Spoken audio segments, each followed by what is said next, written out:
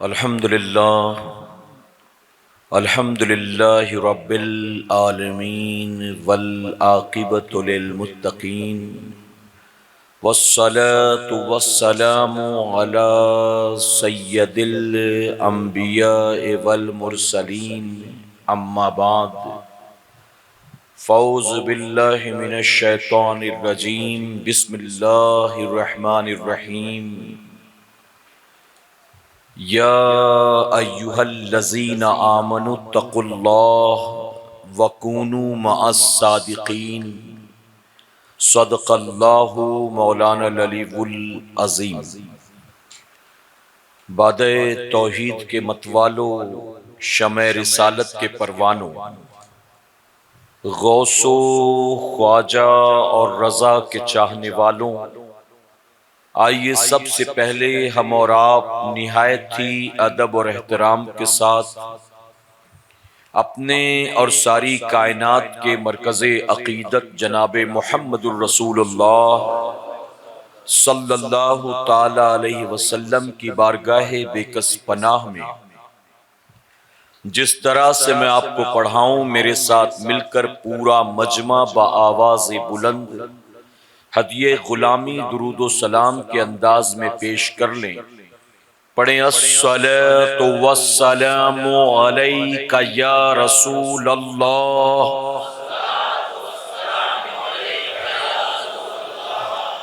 الصلاۃ والسلام علیک یا حبیب اللہ، الصلاۃ والسلام علیک یا نبی اللہ وعلی آلک واصحابک یا نور اللہ صلی اللہ تعالی علیہ وسلم۔ بسم اللہ الرحمن الرحیم۔ نویت سنت الاعتکاف۔ رب کعبہ کی بارگاہ میں دعا ہے، مولا اپنے حبیب صاحب لولاک صلی اللہ تعالی علیہ وسلم کے صدق و طفیل ہم تمام حاضرین اور سامعین کو تو دم واپسی تک حق کہنے، حق سننے اور اپنے حق والے بندوں کے دامن سے وابستہ رہنے کی توفیق نصیب فرما۔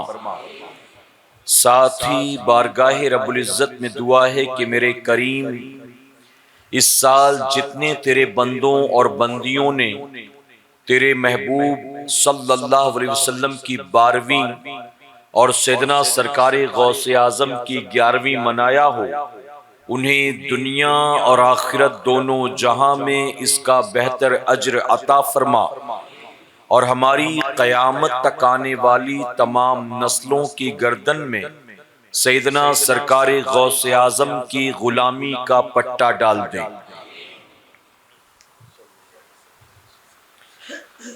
خدا کے فضل سے ہم پر ہے سایہ غوث اعظم کا، خدا کے فضل سے ہم پر ہے سایہ غوث اعظم کا، ہمیں دونوں جہاں میں ہے سہارا غوث اعظم کا، اور مریدی لا تخف کہہ کر تسلی دی غلاموں کو، مریدی لا تخف کہہ کر تسلی دی غلاموں کو، قیامت تک رہے بے خوف بندہ غوث اعظم کا۔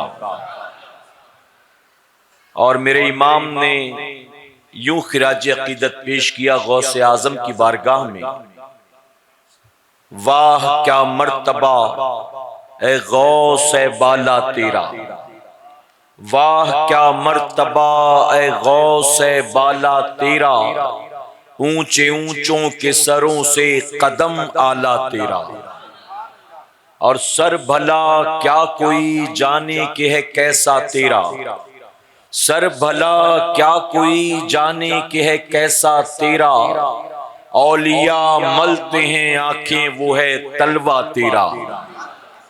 اور یا رسول اللہ صلی اللہ تعالی علیہ وسلم، تیری سرکار میں لاتا ہے رضا اس کو شفیع، تیری سرکار میں لاتا ہے رضا اس کو شفیع، جو میرا غوث ہے اور لاڈلا بیٹا تیرا۔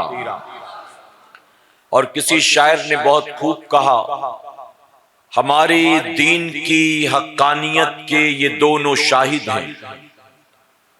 یہ شعر بہت توجہ سے سنیں آپ، تب جا کر سمجھ میں آئے گا۔ ہمارے دین کی حقانیت کے یہ دونوں شاہد ہیں، معین الدین اجمیری، محی الدین جیلانی۔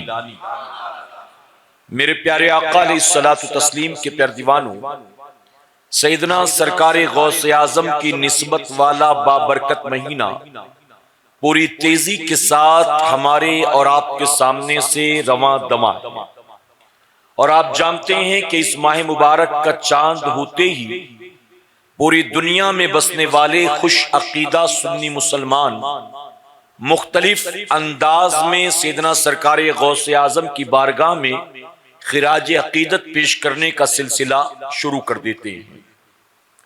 آج آپ کے اس گاؤں میں، اللہ کے اس گھر میں، ہم اس وقت جشن غوث اعظم کی محفل میں شامل ہیں۔ یعنی آج کی یہ محفل پاک بھی سیدنا سرکار غوث اعظم کے نام پر منعقد کی گئی ہے۔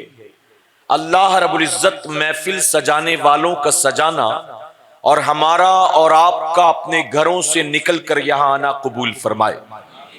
میرے پیارے آقا علیہ الصلوۃ والتسلیم کے پیارے دیوانوں، میں پوری ذمہ داری کے ساتھ یہ بات کہنا چاہوں گا کہ ایسی دینی محفلوں میں 2-4 گھنٹے بیٹھنا تو بہت کمال کی بات ہے۔ اگر میرا رب کسی کا ایک لمحہ بیٹھنا بھی قبول کر لے تو کل قیامت کے دن وہی ایک لمحہ اس کی جنت کے لیے کافی ہوگا، کہ یہ وہ پاکیزہ محفل ہے کہ جس محفل میں آ کر بیٹھنے ہی پر اللہ ثواب نہیں دیتا، ذکر کرنے اور سننے ہی پر اللہ ثواب نہیں دیتا، بلکہ اس محفل کی طرف اٹھنے والے ہر قدم کے عوض بھی اللہ ثواب عطا فرماتا ہے۔ یہاں گزرے زندگی کے ایک ایک لمحات کے عوض بھی میرا مولا ثواب عطا فرماتا ہے۔ بلکہ کسی شاعر نے یوں کہا، جہاں ذکر رسالت معاب ہوتا ہے، جہاں ذکر رسالت معاب ہوتا ہے، وہاں پہ سانس بھی لینا ثواب ہوتا ہے۔ تو ایسی بابرکت محفل ہے یہ کہ یہاں لی جانے والی سانسوں پر بھی میرا کریم ثواب عطا فرماتا ہے۔ اور میرے پیارے آقا کے پیارے دیوانوں، ایک بات اور یاد رکھیں آپ، کہ ایسی محفلوں میں کوئی ایک بھی آنے والا اپنی مرضی سے نہیں آتا، آتے وہی ہیں جنہیں رب توفیق عطا فرماتا ہے۔ اور توفیق بھی اللہ کس کو دیتا یہ بھی سن لیں، سب کو توفیق بھی نہیں ملتی۔ ایسی محفلوں میں آنے کی توفیق کس کو ملتی ہے؟ میرے آقا صلی اللہ علیہ وسلم فرماتے ہیں، اللہ جس بندے کو بخشنا چاہتا ہے اسے اپنے ذکر کی محفل میں بھیج دیتا ہے۔ تو گویا توفیق بھی اسی کو ملتی ہے کہ میرا کریم جس بندے کو بخشنا چاہتا ہے۔ میرے پیارے آقا کے پیارے دیوانوں، تو ہم اور آپ اللہ کی توفیق سے اللہ کے گھر میں آ کر بیٹھے ہیں۔ اور اگر غوث اعظم کی بات کی جائے تو جانتے سیدنا سرکار غوث اعظم تو فرماتے ہیں کہ جب تک میں نہ چاہوں کوئی مسلمان میرا نام بھی نہیں لے سکتا ہے۔ تو ہم گویا بیٹھے ہیں اللہ کی توفیق سے، اور اگر غوث اعظم کا نام لیتے ہیں تو اس میں بھی غوث اعظم کی مرضی شامل ہے۔ بنا غوث اعظم کی مرضی کے ان کا نام بھی لینا ہمارے اور آپ کے بس کی بات نہیں ہے۔ میرے پیارے آقا کے پیارے دیوانوں، یہ جشن غوث الورا کی محفل ہے، تو غوث اعظم کا بھی ذکر ہوگا، اور میں ساتھ ہی آپ کی اصلاح کرنے کی بھی کوشش کروں گا۔ اجازت ہے آپ کی؟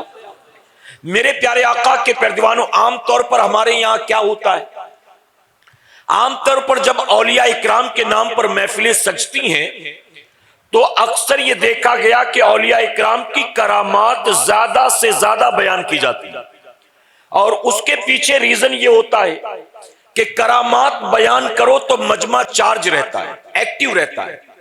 کرامات بیان کرو تو لوگ سبحان اللہ بھی کہتے ہیں، نعرہ بھی لگاتے ہیں، اور تقریر کرنے والے کو داد بھی دیتے ہیں، تقریر کو پسند بھی کرتے ہیں۔ لیکن اگر کرامات بیان نہ کی جائے تو لوگوں کا جوش و جذبہ ٹھنڈا پڑ جاتا ہے، اور پھر اس ذوق و شوق کے ساتھ وہ نہیں سنتے جس ذوق و شوق کے ساتھ ایسی دینی محفلوں میں بندے کو شریک ہونا چاہیے۔ لیکن میں آپ سے یہ کہنا چاہوں گا، میں کرامات بتاؤں گا، لیکن اگر شروع سے آخر تک جشن غوث الورا کی محفل میں غوث پاک کی ایک بھی کرامت بیان نہ کی جائے تو کیا کوئی سنی کرامت بیان نہ کی جائے تو ان کی ولایت پر شک کرے گا؟ شک کرے گا کہ یار اگر ولی تھے تو کرامت تو بیان کرنا تھا، کوئی کرامت تو بیان ہی نہیں کی گئی۔ جبکہ ہم بچپن سے غوث پاک کی کرامات سنتے چلے آئے، کوئی نئی بات تو نہیں ہے نا ہمارے اور آپ کے لیے کہ غوث اعظم نے مردہ زندہ کیا، نئی بات ہے کہ آپ نے آج تک نہیں سنا تھا، میں پہلی بار بتا رہا ہوں۔ ایسا ہے 12 سال کی ڈوبی کشتی کو غوث پاک نے دوبارہ تیرا دیا، یہ بھی سنا ہوگا آپ نے، کوئی نئی بات تو نہیں ہے۔ غوث اعظم جس مرغے کو کھاتے تھے دوبارہ ہڈیاں جمع کر کے زندہ کر دیتے تھے، یہ بھی سنا ہے آپ نے۔ غوث پاک کو اللہ نے وہ طاقت دی کہ پیر کی ٹھوکر مار کر مردہ جلا دیتے تھے، یہ سب سنا ہے آپ نے۔ تو اگر غوث اعظم کی ایک بھی کرامت بیان نہ کی جائے تو کیا کوئی ان کی ولایت پر شک کرے گا؟ میرے پیارے آقا کے پیروانوں، لیکن میں معذرت کے ساتھ ایک بات کہنا چاہوں گا، اب دور کون سا آ گیا ہے جانتے ہو؟ اب دور ولیوں کی کرامات بیان کرنے کا نہیں ہے، اب دور ولیوں کی تعلیمات بیان کرنے کا ہے۔ اب تعلیمات کی طرف زیادہ توجہ ہونی چاہیے، کیونکہ کرامات سن کر گزر جاتے ہیں نعرے وارے لگا کر، اور فجر کی نماز میں نہیں آتے۔ تو آپ نے رات بھر جو کرامات سنی اس کا نتیجہ کیا برآمد ہوا، ریزلٹ کیا ملا؟ آپ کے اندر کوئی تبدیلی آئی، لائف سٹائل چینج ہوئی، شب و روز بدلے، کیا آپ نے حاصل کیا کیا؟ آپ نے سنا، آپ نے نعرے لگائے، آپ کو اچھا لگا، چلے گئے، لیکن کوئی تبدیلی نہیں آئی۔ اسی لیے میں کہتا ہوں کہ اب کرامات سے زیادہ اولیاء اکرام کے تعلیمات پر زیادہ توجہ دینے کی ضرورت ہے۔ اور ایک اور جملہ عرض کر دوں علماء کی موجودگی میں، جب 11ویں شریف کا مہینہ آئے تو ہر جگہ جشن غوث اعظم کی محفل، جشن غوث الورا کی محفل، چھٹی شریف کا مہینہ آئے تو جشن غریب نواز کی محفل، ماہ سفر آئے تو جشن اعلیٰ حضرت کی محفل، جشن امام احمد رضا کی محفل۔ ہم کہتے سنیوں، آپ نے بزرگوں کے نام پر جشن تو بہت منا لیا، اب صرف جشن غوث اعظم سے کام نہیں چلے گا، اب مشن غوث اعظم کو اپنانا پڑے گا۔ اب توجہ اس طرف دو جو مشن تھا غوث اعظم کا، اب توجہ اس طرف جو مشن تھا غریب نواز کا۔ اور ان بزرگوں کا مشن کیا تھا؟ ان بزرگوں کا مشن کیا؟ میرے پیارے آقا کے پیروانوں، ان کا ایک ہی مشن تھا، یہ لوگوں کو مدینے کے تاجدار سے قریب کیا کرتے تھے، یہ لوگوں کو قرآن و سنت کا پابند بنایا کرتے تھے، یہ بھٹکے ہوئے انسانوں کو انسانیت کا درس دیتے تھے، یہ آوارہ پیشانیوں کو رب کی بارگاہ میں جھکنے کی دعوت دیتے تھے، یہ مسلمان کو بتاتے تھے کہ مسلمانوں طبیعت پر عمل مت کرو بلکہ عمل کرو تو حضور کی لائی شریعت پر عمل کرو۔ یہ مشن تھا بزرگوں کا، جسے آج اپنانے کی بہت ضرورت ہے۔ اپنائیں گے انشاءاللہ؟ اس کی وجہ میں معذرت کے ساتھ کہوں گا، ایک چبھتی ہوئی بات، معذرت کے ساتھ، ہمارے یہاں جلسے جلوس کی کوئی کمی نہیں، ہمارے یہاں ڈیگوں نیازوں کی بھی کوئی کمی نہیں ہے، ہمارے یہاں لنگر کی فاتحے کی کوئی کمی نہیں ہے، ہمارے یہاں یہ ساری چیزیں رسمی طور پر منائی جاتی ہیں، لیکن اصل جو مقصد ہے ان تمام چیزوں کا، آج ہم اس سے محروم ہو گئے، ہم اس سے دور ہو گئے۔ میرے پیارے آقا علیہ الصلوۃ والتسلیم کے پیروانوں، آپ یو پی بہار وغیرہ کی طرف جائیں، ویسٹ بنگال جائیں، اکثر ہمارے دورے ہوتے ہیں، وہاں جلسے اذان فجر تک ہوتے ہیں، فجر کی اذان تک جلسے ہوتے ہیں. جہاں مسجد میں اذان کا وقت ہوا وہاں اسٹیج پر صلاۃ و سلام شروع ہوا. لیکن جب آپ رات بھر جلسہ اٹینڈ کرنے کے بعد مسجد میں جائیں فجر کی نماز پڑھنے کے لیے تو پوری رات جو جھوم جھوم کر نعتیں سن رہا تھا اور ہاتھ ہلا ہلا کے نعرے لگا رہا تھا اور نعت خواں پہ نذرانے لٹا رہا تھا، نماز فجر میں مسجد میں وہ جوان نظر نہیں آتا ہے. کہاں چلا گیا وہ؟ میں ان سے کہتا ہوں میرے بھائی، نبی کی نعتیں نبی کی آنکھوں کی ٹھنڈک نہیں ہے. یہ سجدے جو تو چھوڑے بیٹھا ہے یہ نبی کی آنکھوں کی ٹھنڈک ہے. یہ نمازیں اللہ کے محبوب کی آنکھوں کی ٹھنڈک ہے. تو نے اس کو فراموش کر دیا اور باقی رسم و رواج کو تو نے پکڑ لیا. اور میں اکثر وہاں ایک دعوت ضرور دیتا ہوں.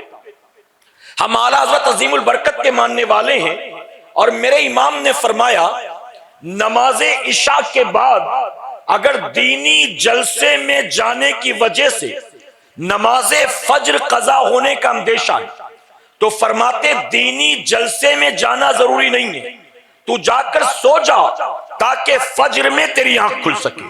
فجر میں اور وہاں اعلان ہوتا ہے کہ عشاء کی نماز ہو گئی ہے، بس جلسہ شروع ہونے والا، آئیے. یعنی جو خطرہ تھا عشاء کی نماز کا وہ ٹل چکا ہے. اب جلسے میں آ جائیے، آپ کم سے کم جلسے میں تو آ جائیے. اب آپ کو نماز کے لیے نہیں کہیں گے، جلسے میں آ جائیے آپ. میرے پیارے آقا کے پیروانوں، تو صرف اب آج کی تاریخ میں جشن منانے سے کام نہیں چلے گا، مشن کو اپنانے کی ضرورت ہے. اور میں الحمدللہ ذمہ داری کے ساتھ کہتا ہوں تحریک سنی دعوت اسلامی اسی مشن کو لے کر آگے بڑھ رہی ہے. یہ تحریک صرف جشن والوں کی تحریک نہیں ہے، یہ غریب نواز کے مشن والوں کی تحریک ہے، یہ اعلیٰ حضرت عظیم البرکت کے مشن والوں کی تحریک ہے. میرے پیارے آقا کے پیروانوں، سیدنا سرکار غوث اعظم رضی اللہ عنہ، حضور غوث اعظم آپ فطری ولی، فطری ولی کسے کہتے ہیں جانتے ہو؟ ولی بائی برتھ، مادر ذات ولی، یعنی ماں کی کوکھ سے ولی بن کر پیدا ہوئے. یہ آپ نے اکثر سنا ہوگا. غوث اعظم ماں کی کوکھ سے ولی بھی بن کر پیدا ہوئے اور ماں کی کوکھ سے 18 پاروں کے حافظ بھی بن کر پیدا ہوئے. 18 پاروں کے حافظ. جب 4 سال کی عمر ہوئی تو 4 سال کی عمر میں آپ کی بسم اللہ خوانی کی گئی، یعنی مدرسے میں لے گئے اور آپ کو استاد نے بسم اللہ پڑھایا.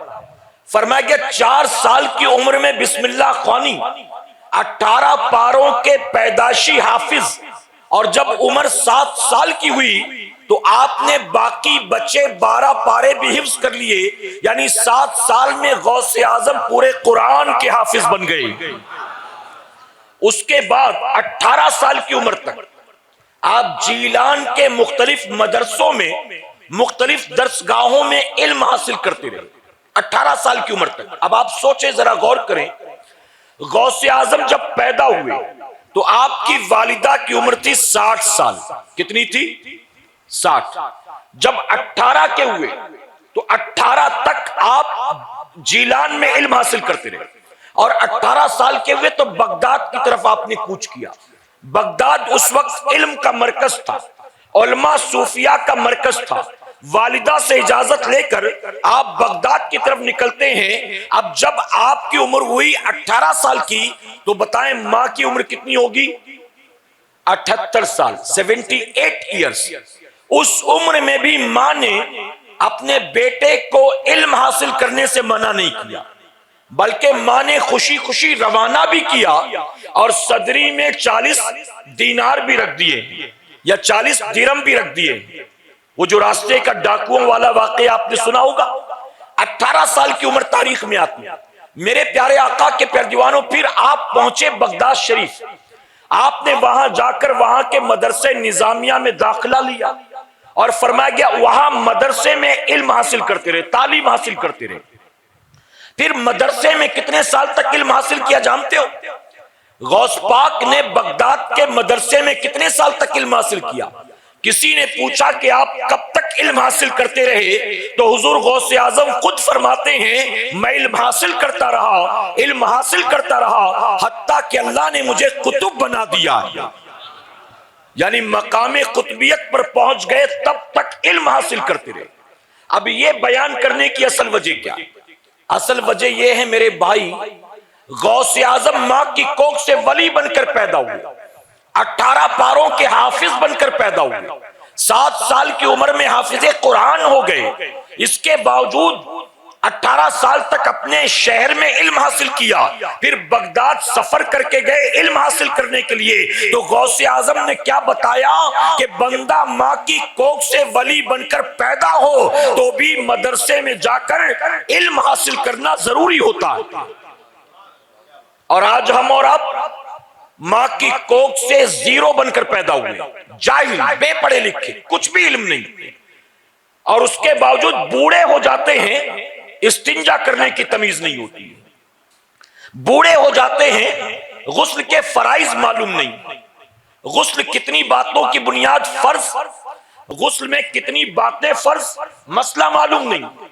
میرے پیارے آقا علیہ الصلوۃ والتسلیم کے پیارے دیوانوں، ارے غوث پاک کے ہم نام لیوا ہیں، غوث پاک کے نام کی نیازیں کرتے ہیں، غوث پاک کے نام پر چندے وصولتے ہیں، غوث پاک کے نام پر جلوس نکالتے ہیں، غوث پاک کے نام پر لنگر لٹاتے ہیں، غوث پاک کی غلامی کے دم بڑھتے ہیں۔ میں کہتا ہوں غوث اعظم نے جب تک مقام قطبیت پر فائز نہیں ہوئے تب تک آپ نے علم حاصل کیا، وہ علم حاصل کر کر کے قطب بن گئے۔ ہم علم حاصل کر کے کم سے کم سچے پکے مسلمان تو بن جائیں، کم سے کم اپنا غسل وضو تو صحیح کر لیں، اپنا نماز روزہ تو صحیح کر لیں۔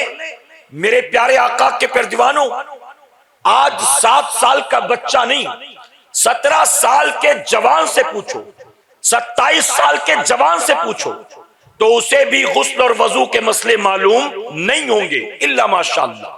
غلط تو نہیں کہہ رہا ہوں میں؟ آج جانتے حال کیا ہمارا اور آپ کا؟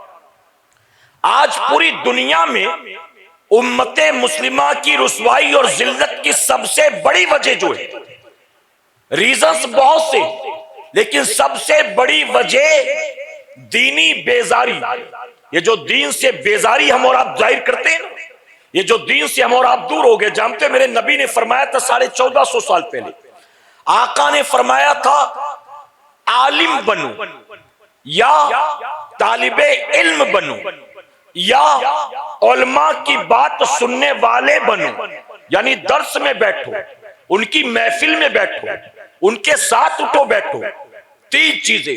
چوتھا فرمایا یا عالم سے محبت کرنے والے بنو، آقا نے فرمایا عالم بنو یا طالب علم بنو یا علماء کی بات سننے والے بنو یا علماء سے محبت کرنے والے بنو۔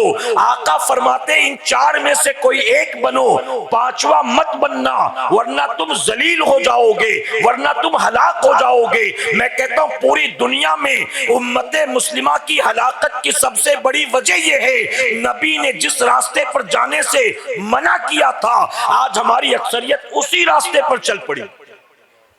اور میں معذرت کے ساتھ کہوں گا میرے بھائی، جمعہ کی 2 رکعت نماز آج عالم کی بات سننا، عالم سے محبت کرنا، عالم کی خدمت کرنا بہت دور کی بات۔ ارے جمعہ کی 2 رکعت نماز جس امام کے پیچھے پڑھتے ہیں پورے ہفتے اسی امام کی قبر بھی کھودتے رہتے ہیں۔ ارے امام صاحب کو دیکھا، امام صاحب کو دیکھا، اسی کے پیچھے لگے رہتے ہیں۔ امام اچھا کپڑا پہن لے تو پرابلم ہم کو، امام جیکٹ پہن لے تو پرابلم ہم کو، اچھا امام 4 ویلر نہیں 2 ویلر لے لے تو پرابلم ہم کو۔ غلط تو نہیں کہہ رہا ہوں میں؟ یعنی اتنا کہاں سے آ جاتا ہے ان کو؟ ہم تو اتنا نہیں دیتے، پھر اتنا کہاں سے بنا لیتے ہیں؟ کہاں جاتے آتے ہیں؟ پھر پابندیاں لگانی شروع کی، جو عشاء میں غیر حاضر ہوتے ہیں نا، حضرت کو اب منع کرو، عشاء میں نہیں جا سکتے، ان کو بولو نماز میں رہنا ہی پڑے گا ان کو۔ یعنی جیسے ہی دیکھا کہ 2 پیسے اللہ نے دے دیے، وہ اچھا کما کھا رہا ہے، اللہ نے برکت دی، عزت دی، تو فوراً لوگ اپنے امام کے پیچھے ہی لگ جاتے ہیں۔ اچھا جمعہ میں آتے تو پیچھے کھڑے رہتے اور باقی ہفتے بھر سوچتے امام صاحب میرے پیچھے پیچھے چلے، جمعہ میں تمہارے پیچھے رہوں گا۔ آپ جانتے میں معذرت کے ساتھ کہوں گا، برا مت ماننا، میں کرناٹک کے ایک علاقے میں گیا تھا، توجہ سے سنیں آپ، یہ جو دینی بیزاری ہے اس کا نتیجہ یہ ذلت، یہ رسوائی اور یہ ہلاکت۔ میں ابھی کرناٹک گیا تھا ایک جگہ پروگرام میں، ایک مولانا صاحب آئے علاقے کے اور مجھ سے کہنے لگے کہ حضرت ہم کو ہمارے گاؤں میں جلسہ کرانا ہے، ہم کو جلسے کے لیے سید صاحب کی تاریخ دلا دیجیے۔ میں نے ان سے کہا ٹھیک ہے میں کوشش کرتا ہوں، وعدہ نہیں کرتا۔ اب آپ جانتے ہیں کہ اس وقت سید صاحب کی تاریخ کی ہر ایک کو ضرورت ہے، ہر کوئی چاہتا ہے کہ سید صاحب ہی آئے، سید صاحب ہی آئے۔ تو انہوں نے کہا کہ ہم کو سید صاحب کی تاریخ دلا دے۔ میں نے کہا حضرت میں کوشش کروں گا، وعدہ نہیں کرتا۔ تو اب امام صاحب وہ جو مولانا تھے وہ رجھانے کے لیے کیا کہتے جانتے ہو؟ وہ کہتے حضرت ہمارے گاؤں کا جو جلسہ ہوتا ہے نا، آس پاس کے 20-25 گاؤں میں ایسا جلسہ نہیں ہوتا ہے۔ ہمارے گاؤں کا جلسہ اتنا شاندار ہوتا ہے کہ ایک رات کے جلسے کا ہمارا بجٹ 8-9 لاکھ روپیہ ہوتا ہے۔ 8-9 لاکھ روپیہ ایک رات کے جلسے کا بجٹ۔ تو میں خاموش تھا، مجھے بڑا تعجب ہوا۔ اس کے بعد میں نے کہا کہ حضرت ذرا مجھے بتائیے، برا مت مانیے گا، ایک رات کے جلسے کا بجٹ آپ کا 8-9 لاکھ روپیہ، آپ کے گاؤں میں مسجد تو ہوگی؟ انہوں نے کہا ہاں ہے نا حضرت۔ تو میں نے کہا کہ آپ کی مسجد کے امام کی تنخواہ کتنی ہے؟ تو کہنے لگے 4,500 روپیہ۔ 4,500۔ میں نے کہا ایک رات کا جلسہ 9 لاکھ کا، اور جو سال بھر تمہاری دینی رہنمائی کرے، جو صبح شام تم کو نماز میں قرآن پڑھ کر سنائے، پورا گاؤں پیر پسارے سوئے جب سردیوں کی رات میں وہ اٹھتا ہے اور وہی فجر کی اذان بھی دیتا ہے اور وہی اکیلا گاؤں میں نماز بھی پڑھتا ہے، وہ جو تمہاری مسجد کو آباد کرتا ہے، ارے وہ جو جمعہ کی امامت کرتا ہے، عید بقرہ عید پڑھاتا ہے، اگر چھٹی پر چلا جائے اور تمہارے گاؤں میں کسی کا انتقال ہو جائے تو نماز جنازہ پڑھانے والا کوئی نہیں ہوگا، ارے وہ جو نکاح بھی پڑھاتا ہے، تمہارے گھروں میں جا کر فاتحہ بھی کرتا ہے، تمہارے گھروں میں میلاد بھی جا کر سناتا ہے، وہ جو سال بھر اللہ رسول کے فرامین تمہیں سناتا ہے، اس کو 4,500 دیتے ہو اور ایک رات کے جلسے میں 9 لاکھ خرچہ کرتے ہو۔ میں نے کہا مولانا برا مت ماننا، قیامت میں اللہ کو کیا جواب دو گی؟ میں نے کہا امام کو اگر 50,000 بھی دو نا تو سال کا 6 لاکھ روپیہ جائے گا۔ کتنا جائے گا جی؟ میں میتھس کا اسٹوڈنٹ نہیں ہوں، کچھ غلط بول دوں تو آپ رہنمائی کر دیں۔ 50,000 بھی دے تو سال کا کتنا ہوگا؟ میں نے کہا اگر 50,000 روپے بھی مہینے کا دو، پھر اس سے کہو کہ نہ جلسے میں جانا، نہ قرآن خوانی میں جانا، نہ آیت کریمہ کے ختم میں جانا، نہ کہیں نیاز فاتحہ میں جانا، آپ کو صرف رہ کر پورے گاؤں کی امامت کرنا ہے اور پورے گاؤں کو دین سکھانا نہیں ہے، پورے گاؤں کو دین پلانا ہے۔ میں نے کہا جس کو 50,000 تنخواہ دو گے، اگر سال کے 6 لاکھ روپے خرچ ہوں گے، 6 لاکھ روپے ایک امام پر خرچ کرو گے، ارے گاؤں والوں کو ولی نہیں بنائے گا لیکن پورے گاؤں کو نمازی تو بنا ہی دے گا، وہ پورے گاؤں کو دیندار تو بنا ہی دے گا وہ۔ اور میں نے کہا ایک رات کے جلسے میں کیا ہوگا؟ سارے ولی بن جائیں گے؟ ایک رات تقریر سن کر سارے صوفی بن جائیں گے؟ میں نے کہا آپ کے یہاں کے جلسے مجھے پتا ہے، رات بھر تقریر سننے کے بعد آپ کے گاؤں والے فجر پڑھنے بھی نہیں آتے۔ میں نے کہا اس امام کی خدمت نہیں ہوتی تم سے، اور برا مت ماننا سنیوں، میں نے خود دیکھا، میرا تجربہ میں آپ کو بتاؤں۔ ایک شخص مدرسے سے عالم بن کر فارغ ہوا اور ایک گاؤں کی مسجد میں آ کر اس نے امامت کرنی شروع کی، پوری زندگی امامت کرتا رہا، تقریباً 40-45 سال تک اس مسجد میں امامت کی، 45 سال۔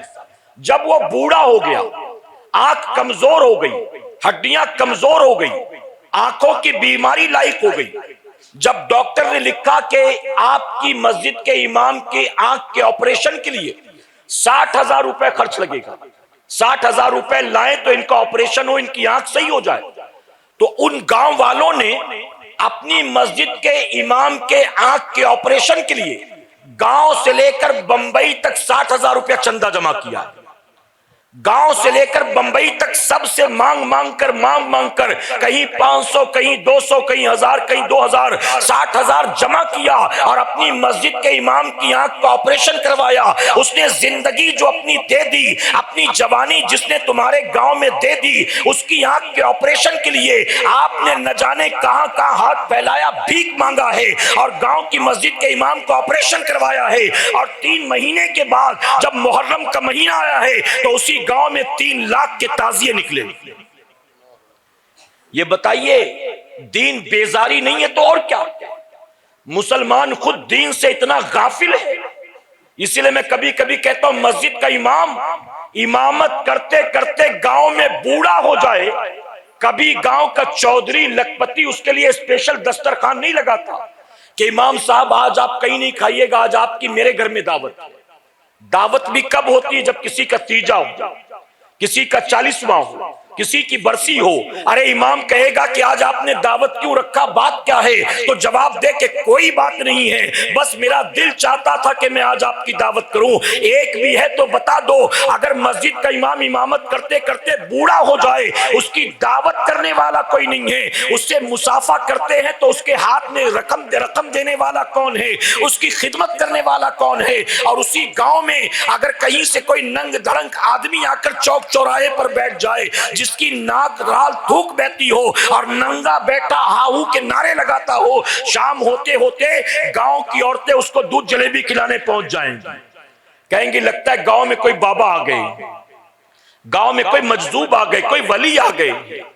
اگر کوئی ایسا آ کر بیٹھ جائے تو اس کی طرف سب کی توجہ، اور وہ جو بوڑھا ہو گیا امامت کرتے کرتے اس کی خدمت کی طرف توجہ نہیں، تو پوری دنیا میں ہلاکت کی وجہ کیا ہے؟ میں کہتا ہوں سنیوں، لکھنؤ میں بیٹھا کوئی کتا کبھی قرآن پر بھونکتا ہے، کبھی خاتون جنت پر بھونکتا ہے، کبھی عائشہ صدیقہ پر بھونکتا ہے، کبھی صاحب قرآن کی ذات پر اعتراضات کرتا ہے، الزامات عائد کرتا ہے، تو آخر ان کے حوصلے اتنے بلند کیوں ہیں؟ اے سرکار مدینہ کے پیاردیوانوں، یاد رکھنا جب مٹھی بھرتے اللہ نے عزت عطا کیا تھا، اللہ نے وقار عطا کیا تھا، اللہ نے باطل کے دل میں رعب و دبدبہ پیدا کیا تھا، آج کروڑوں کی تعداد میں ہو کر یہ حالات کیوں ہیں؟ تو نبی نے پہلے ہی فرمایا تھا پانچواں مت بننا ورنہ ہلاک ہو جاؤ گے، اور ہم پانچویں کیٹیگری میں آ گئے ہیں، اور یہی وجہ ہے کہ رسوائیاں اور ذلتیں ہمارا مقدر بن گئی۔ تو چار میں سے ایک بنو، کہ انشاءاللہ سب کے سب عالم نہیں بن سکتے، کوئی بات نہیں، طالب علم تو بن جاؤ، علم حاصل کرنے والے بن جاؤ، اتنا بھی وقت نہیں ہے بہت بڑے آدمی ہو، ٹھیک ہے، علماء کی محفل میں اٹھنے بیٹھنے والے بن جاؤ، اتنا بھی نہیں ہو سکتا علماء سے محبت کرنے والے بن جاؤ، ارے ان کے خیر خواہ بن جاؤ، ان سے مسکرا کر ملا کرو، ان سے محبت کیا کرو۔ اور میں ذمہ داری کے ساتھ کہتا ہوں جو علماء کے قریب ہو جاتا ہے اور جو اپنے مال کو حلال و جائز طریقے سے علماء پر خرچ کرنا شروع کر دیتا ہے یا دین کے راستے میں خرچ کرنا شروع کر دیتا ہے، جو اللہ کے نام پر دیتا ہے، پھر اللہ اس کو کسی کا محتاج نہیں بناتا ہے، اللہ غیب سے اس کے رزق میں برکت عطا فرماتا ہے۔ ہمارا یہ کہنا ہے لوگوں سے، میں کبھی کسی کا رکھتا نہیں ہوں، اگر کسی نے میرے اوپر کوئی احسان کیا تو میں نے اس سے بڑھ کر ہی اس کو بدلہ دیا۔ یوں کہتے کہ نہیں کہتے عام طور پر، میں کسی کا کھا کے نہیں بیٹھا ہوں، کوئی بھی بول نہیں سکتا کہ میں نے کسی کا 1 روپیہ بھی لیا، لوگ یوں کہتے۔ میں کہتا ہوں جب عام انسان ہو کر ہم اتنے بڑے بڑے دعوے کرتے، میں کسی کا کھا کر نہیں بیٹھا، میں کسی کا لے کر نہیں بیٹھا، کسی نے میرے ساتھ اچھا کیا تو میں نے اس سے زیادہ اچھا اس کے ساتھ کیا۔ ارے جب بندے ہو کر ہم یہ بات کرتے ہیں، اگر تم اللہ کی راہ میں دو گے تو کیا اللہ تمہیں اس کا بدلہ نہیں عطا فرمائے گا؟ اور یقین جانو اللہ تمہیں وہ بدلہ دے گا کہ جو تم امیجن بھی نہیں کر سکتے، تم سوچ بھی نہیں سکتے۔ غوث اعظم نے علم حاصل کرنے کے بعد مدرسے میں پڑھانا شروع کیا، یعنی علم سے تعلق ہمیشہ قائم رکھا۔ غوث اعظم نے پڑھانا شروع کیا، اور کتنے سال تک پڑھایا آپ نے؟ حضور غوث اعظم تاریخ میں آتا 34 سال تک آپ نے درس و تدریس کا کام کیا ہے، 34 ایئرز، اور آپ کے مدرسے سے ہر سال 3000 بچے فارغ ہوتے تھے۔ کتنے؟ یعنی فرمایا گیا تقریباً 1,00,000 شاگرد ایسے تھے جنہیں براہ راست خود غوث اعظم نے پڑھایا تھا، 1,00,000 شاگرد۔ اور غوث اعظم نے جب مدرسہ شروع کیا تو آپ خود جا کر اعلان کرتے تھے، اے لوگوں میں نے تمہارے لیے مدرسہ شروع کیا، اپنے بچوں کو بھیجو، اپنے بچوں کو تعلیم حاصل کرنے بھیجو۔ میرے پیارے آقا کے پیارے دیوانوں، ہم اپنے بچوں کو اعلیٰ سے اعلیٰ اسکول میں پڑھانا چاہتے ہیں، مہنگے سے مہنگے کالج میں پڑھانا چاہتے ہیں۔ ہر ماں باپ اپنے بچے کو MBA، اپنے بچے کو CA، اپنے بچے کو LLB، اپنے بچے کو MBBS، اپنے بچے کو اعلیٰ ڈگریاں دلانا چاہتا ہے۔ دنیاوی تعلیم تو ہر ماں باپ دلانا چاہتے ہیں، دینی تعلیم کون دینا چاہتا ہے؟ میں آپ سے پوچھتا ہوں، جن کے نام پر یہاں جمع ہوئے ہو ان کے پاس دنیا کی ڈگری کون سی تھی اور دین کی ڈگری کون سی تھی؟ پتہ یہ چلے گا کہ میرے پیارے آقا کے پیارے دیوانوں، جن اولیاء اکرام کے نام آپ لیتے ہو، جن کی تاریخیں آپ مناتے ہو، جن کے نام پر عرس آپ کیا کرتے ہو، ان کے پاس دنیا کی کسی یونیورسٹی کی کوئی ڈگری نہیں تھی، ان کے پاس دین کا علم تھا، اور دین کے علم کی بنیاد اللہ نے ان کو عزت عطا فرمایا تھا۔ غوث اعظم 34 سال تک پڑھاتے رہے۔ اب یہاں ایک بات درس کروں آپ کو سمجھانے کے لیے، میرے پیارے آقا کے پیارے دیوانوں، اس وقت یہاں بہت سے علماء بیٹھے ہیں۔ ایک بات جسے دل کے نہا خانے میں آپ کو جگہ دینا ہے زندگی بھر کے لیے، یاد رکھیں، ہر عالم اللہ کا ولی یہ ضروری نہیں، ہر عالم ولی ہو ضروری نہیں، لیکن ہر ولی کا عالم ہونا ضروری ہوتا ہے۔ غیر عالم ولی نہیں ہو سکتا ہے، وہ جس کو حرام حلال کی تمیز نہیں، جس کو جائز ناجائز کا فرق معلوم نہیں، جس کو شریعت کے احکام معلوم نہیں، کیا وہ اللہ کا ولی ہوگا؟ جی کیا وہ اللہ کا ولی ہوگا؟ نہیں۔ تو جتنے بھی اولیاء گزرے ہیں وہ سب کے سب عالم تھے۔ میرے پیارے آقا کے پیارے دیوانوں، ہم بھی علم سیکھنے کی کوشش کریں، کہیں انشاءاللہ۔ اتنا نہیں سیکھنا، آپ کہیں گے اتنا ٹائم کا، میں کہتا ہوں اتنا نہیں سیکھنا کہ آپ تفسیر بیان کرو، تقریر کرنا شروع کر دو، مدرسے میں پڑھانے لگ جاؤ، مسجد کے امام بن جاؤ، اتنا نہیں سیکھنا۔ ارے کم سے کم اتنا تو سیکھ لو، آپ کا غسل صحیح ہو جائے، آپ کا وضو صحیح ہو جائے، آپ کی نماز صحیح ہو جائے، کہ انشاءاللہ آپ کے روزے صحیح ہو جائیں۔ اور اگر اتنا بھی نہیں سیکھو گے تو کیا ہوگا جانتے ہو؟ میں آپ کو 2 مثالیں دیتا ہوں، اجازت ہے آپ کی؟ 2 مثالیں۔ میرے پیارے آقا کے پیارے دیوانوں، آج شادیوں میں ہمارے یہاں کتنا مال خرچ ہوتا ہے آپ تو جانتے ہیں۔ شادی یہ آج اسٹیٹس سمبل بن چکا ہے۔ شادیوں میں لوگ بتاتے ہیں کہ میں کتنا مالدار آدمی ہوں شادیوں میں۔ اچھا، یہ جو شادیوں میں لاکھوں خرچ کرتے ہیں، اگر ان سے یتیم کھانے کے لیے مانگا جائے تو پیسہ نہیں نکلتا، مسجد کے لیے مانگا جائے تو پیسہ نہیں نکلتا، مدرسے کے لیے مانگا جائے تو پیسہ نہیں نکلتا، دین کے کام کے لیے مانگا جائے تو پیسہ نہیں نکلتا۔ میں ایسے لوگوں سے کہتا ہوں یہ پیسہ جو تو نے نہیں دیا ہے یہ تیری اپنی مرضی کی بات نہیں ہے، دراصل تیرا مال اس لائق ہی نہیں تھا کہ اللہ اپنے کام میں تیرے مال کو پسند کرتا۔ اللہ کی راہ میں تیرا مال قبول ہو اللہ کو پسند نہیں، اس لیے اللہ نے تیرے مال کو قبول ہی نہیں کیا ہے۔ یہ نہیں کہ تو نے اپنی مرضی سے نہیں دیا، مولا کو پسند ہی نہیں کہ تو دے، مولا کو پسند ہی نہیں۔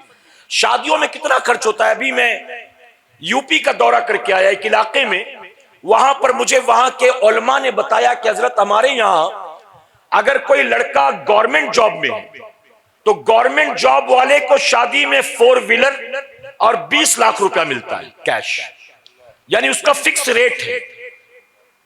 4 ویلر 4 پہیا وہ کہتے ہیں، 4 پہیا اور 20 لاکھ روپیہ اس کو ملتا ہے۔ اور وہ جو گورنمنٹ جاب میں نہیں ہے، آٹو چلاتا ہے، مزدوری کرتا ہے، کھیت کھلیان میں کام کرتا ہے، جس کی زیادہ زمینیں وغیرہ بھی نہیں ہے، جس کا مکان بھی بڑا اچھا نہیں، پڑھا لکھا بھی نہیں، کہتے ہیں اس کا 2.5 لاکھ روپیہ ریٹ ہے، اس کو 2 پہیا اور 2.5 لاکھ ملتا ہے، 2 ویلر اور 2.5 لاکھ، یہ وہاں کے فکس ریٹ ہے۔ جس کیٹیگری میں شادی کرو آپ کے اسٹیٹس کے اعتبار سے۔ میرے پیارے آقا کے پیارے دیوانوں، جو بات اصل بتانا مقصد ہے، آپ ذرا سوچیں کہ شادیوں میں آج کتنا مال خرچ ہوتا ہے۔ آپ حیدرآباد کی طرف جائیں، میں چونکہ آندھرا اور تلنگانہ کا ذمہ دار ہوں، میرے اکثر دورے ہوتے، وہاں تو ایک ہال کا بھاڑا جو ہے 4-4 لاکھ روپیہ ہے، صرف ہال کا رینٹ، اور ہال بھی ایسا بنا ہوا ہے جس میں حیدرآباد کا نواب بھی نہیں رہتا ہوگا۔ ہال کیا ہے؟ بڑے بڑے محلات، اس میں 10,000 کی کیپیسٹی ہے، اس میں 8,000 کی کیپیسٹی ہے، اس کا بھاڑا 7 لاکھ ہے، اس کا 5 لاکھ ہے، اس کا 4 لاکھ، صرف رینٹ۔ اس کے علاوہ کھانا پینا، ویڈیو شوٹنگ، کارڈ، دعوت، یہ سب الگ۔ میرے پیارے آقا کے پردیوانوں، گری پڑی حالت میں بھی آج شادی میں لاکھوں خرچ ہو جاتے ہیں، چاہے لڑکی والے ہوں چاہے لڑکے والے ہوں۔ میں پوچھتا ہوں، اپنے بیٹے کو دولہا بنانے کے لیے، اپنی بیٹی کے ہاتھ پیلے کرنے کے لیے ماں باپ کتنے جتن کرتے ہیں، ایک ایک روپیہ جمع کر کے، اپنا پیٹ کاٹ کے، اپنا شوق مار کے مال اکٹھا کرتے ہیں، اپنے بیٹے کو دولہا اور بیٹی کو دلہن بناتے ہیں۔ میں کہتا ہوں جس نے کئی مہینوں تک محنت کی، قرض لیا، یہاں تک کہ اس نے انٹرسٹ پر پیسے اٹھائے، گھر کے زیور بیچ دیے، گھر کا پیپر بینک میں جمع کرا دیا، لاکھوں روپے اکٹھا کر کے اپنی بیٹی یا بیٹے کی شادی کرا دی۔ میں کہتا ہوں جو شادی کے لیے اتنے مہینے سے پریشان تھا، ان پریشان ماں باپ سے پوچھو کہ تم نے شادی کراتے وقت یہ سوچا تھا کہ جب تمہارا بیٹا یا بیٹی صبح سو کر اٹھیں گے تو ان پر غسل فرض ہوگا، کیا تم نے ان کو غسل کرنے کا طریقہ بھی سکھلایا؟